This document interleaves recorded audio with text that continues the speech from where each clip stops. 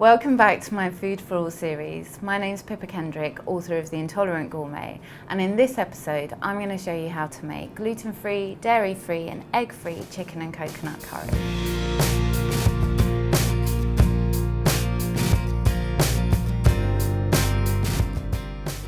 So here we have our spices. We've got a combination of garam masala, smoked paprika, ground coriander, there's chilli, black mustard seeds, ground ginger and mixed spice. For all the quantities and the instructions, just check the description box.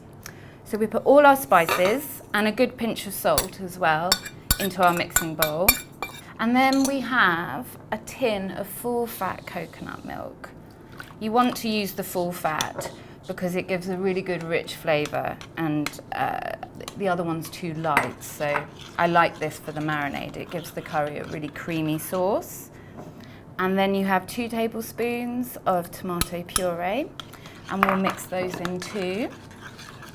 And you just want to blend them together until it's smooth.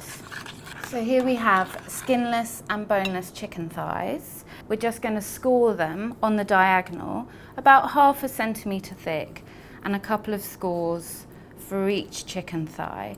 This is going to help the marinade kind of really imbue the meat and give it extra flavour. And then very simply, we put the chicken thighs into the marinade. Here we go. I use chicken thighs rather than breast because I think the flavour's better in the meat. And then we've got the juice of 1/2 lemon. Squeeze that over the top.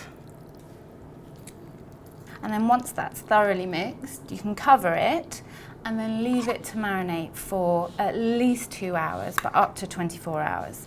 Any longer than 2 hours, put it in the fridge. If you're just leaving it to marinate for 2 hours, then you can leave it out as long as it's not too hot.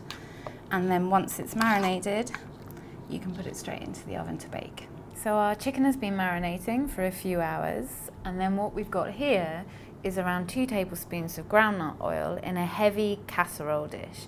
I really recommend you can use an oven-proof casserole dish to both cook the onion, and then we'll put the curry in and bake it in the oven. And you want to keep it in the same pan ideally because the flavours all stay together. So we've got 2 tablespoons of oil nice and hot, and then we've got 1 large white onion and 2 cloves of garlic, and we finely slice the garlic into rounds and finely slice the onion into half rounds. I'd also add to this a generous pinch of sea salt. This not only seasons it, but it also helps stop the onion catching. So stir it all together, and then you're just going to fry the onion and garlic until they're starting to soften and colour slightly.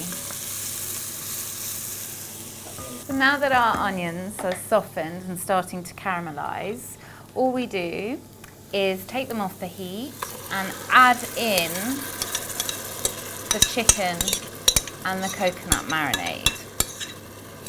Stir together the onions and the chicken, and for more recipes like this, just click the subscribe button, and then all we do is put it in the oven at 220 for about 30 minutes.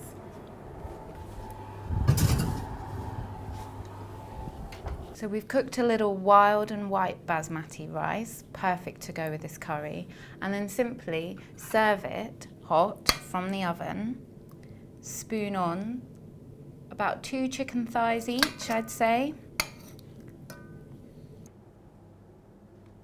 So here's my chicken and coconut curry recipe, perfect weekend supper or even a weeknight feast.